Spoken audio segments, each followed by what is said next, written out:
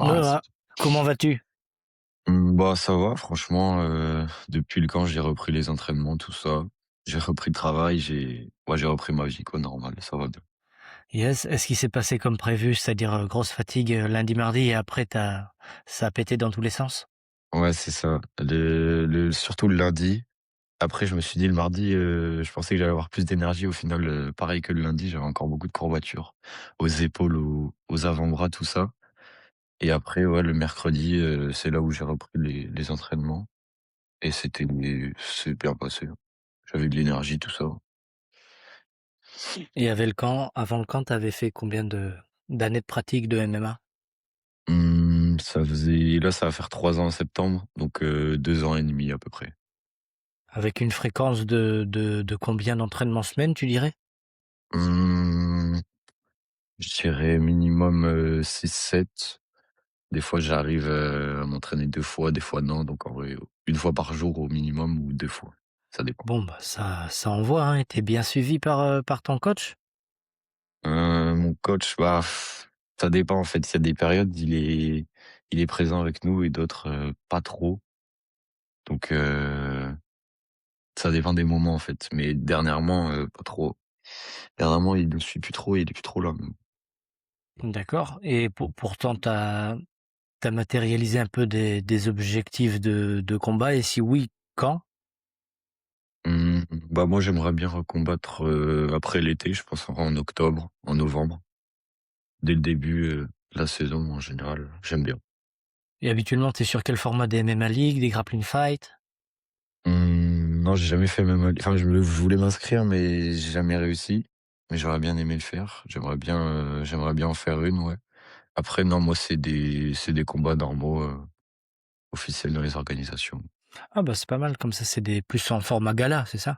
Ouais, c'est ça, Et avec t'en un as public, tout ça. bah, trop bien, et t'en as combien à ton actif? Là, j'en ai 4 en tout. Bon, bah, tu vois? Et ça s'est passé comment? J'ai 2 victoires et 2 défaites. OK, cool. OK, et au-delà de ça, t'as quel âge? J'ai 20 ans. OK, donc ça veut dire, tu tout jeune, et t'as des objectifs, de combat, ça j'ai compris, mais, sky is the limit, ou alors t'aimerais faire un truc genre, passer peut-être un jour, semi-pro ou pro? Bah, ouais, franchement, j'aimerais bien. Après, je sais que là où je suis à Amiens, c'est compliqué d'évoluer jusque-là. Ah Donc il mince. faudrait il faudrait bouger, D'accord, et tu serais prêt carrément à bouger par rapport à ton travail, ta famille, tout ça? je pense. En vrai, ouais. Bon, bah, c'est que c'est un truc qui s'accroche, à tes baskets là, ce truc de MMA? Mmh. OK. Bon, bah, super, et si on revient au camp justement, toi, qu'est-ce qui t'a fait, dire: «Allez, allez, je le fais»? Bah, c'est que je savais qu'à ce moment-là, j'allais pas avoir beaucoup d'entraînement, et je voulais faire un truc, je voulais, partir, je sais pas, dans un autre pays pour aller m'entraîner, tout ça, mais après, il faut faire le visa, il faut faire tout ça, faut payer le billet d'avion. Du coup, je me suis dit: «Non, je vais voir s'il y a pas des petits stages». J'avais vu, je sais pas si tu avais vu le stage de Toto, le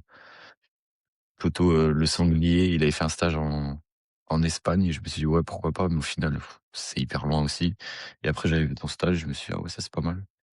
À Paris en plus, c'est pas très loin donc ça va. Bon, bah, Amiens, moi, c'est où j'ai passé mon grade vert, figure-toi. Je sais pas Mmh. si tu avais vu la vidéo? Non, mais tu me l'avais dit l'autre fois. OK, et OK, et toi, tu t'attendais à quelque chose, spécifiquement dans ta tête, à arriver au MMA Camp, ou, pas du tout? Non, je m'attendais en vrai, je connaissais pas du tout, la salle et tout, je connaissais pas du tout l'infrastructure, je savais pas qui allait être avec moi. Donc je m'attendais à rien, je me suis dit: Ça va être bien». Je m'attendais, enfin à toi, genre à avoir un bon coach dans tous les cas et sinon, pour le reste, je connaissais pas. Donc j'étais dans le flou et franchement, c'était bien. Qu'est-ce qui t'a le plus marqué pendant ces 4 jours? Au niveau des techniques, tout ça?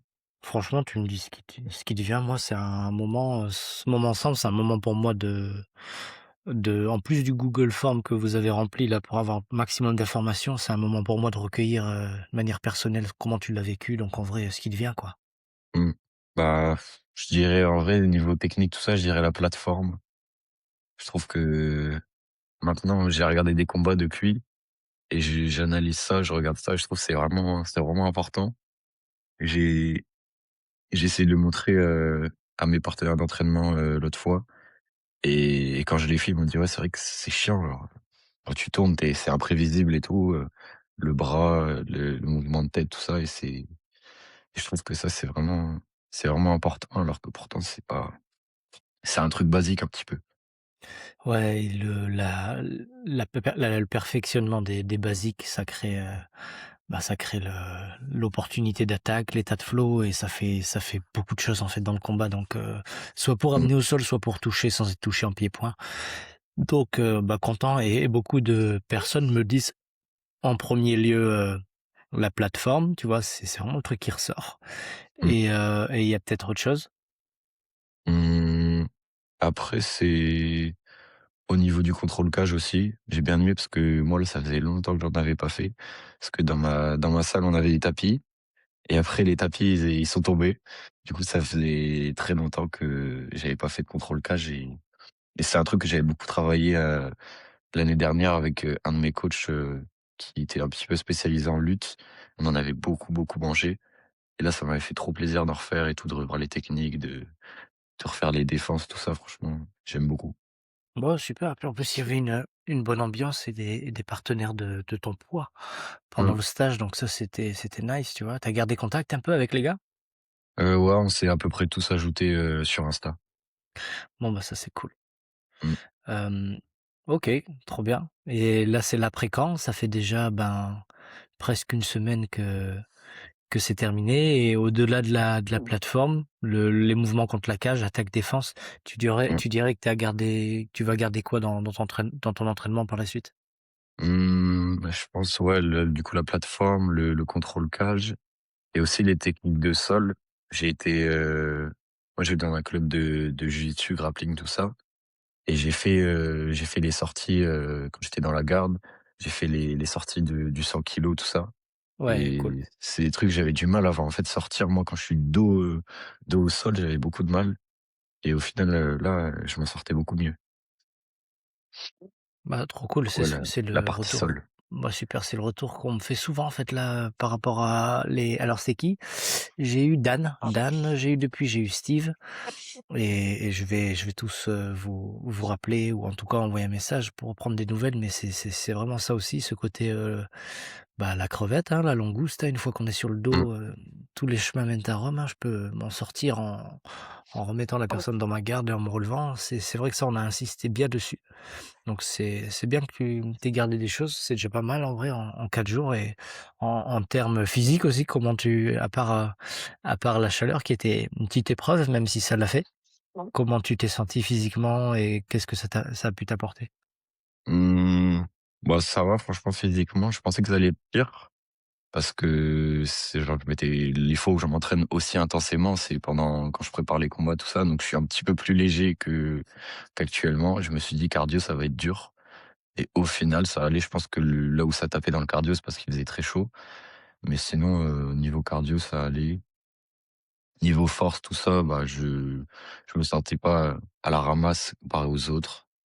Donc franchement, ça allait. Je pensais que ça allait être pire niveau physique, mais non, ça va. Non, c'est cool, c'est que tu es prêt physiquement. Alors, de toute façon, tu es combattant, tu as fait 4 combats, donc en vrai, ça te connaît. Et puis l'idée, ouais, c'était de se faire les 4 jours, bien et qu'on soit qu'il y ait aucun risque de blessure et je suis content qu'on ait réussi tous à faire ça, donc la priorité sur ça et puis après pour le physique, fractionner piste et fractionner sac et préparation physique et on peut y aller à fond et sans se blesser, donc c'est ça l'avantage. Tandis qu'à fond sur le sparring, il y a toujours la peur de cette blessure, donc je préfère, tu vois? Je préfère mettre, les chances à zéro ou pour se Mmh, blesser et voilà et repartir, plus fort qu'on est revenu.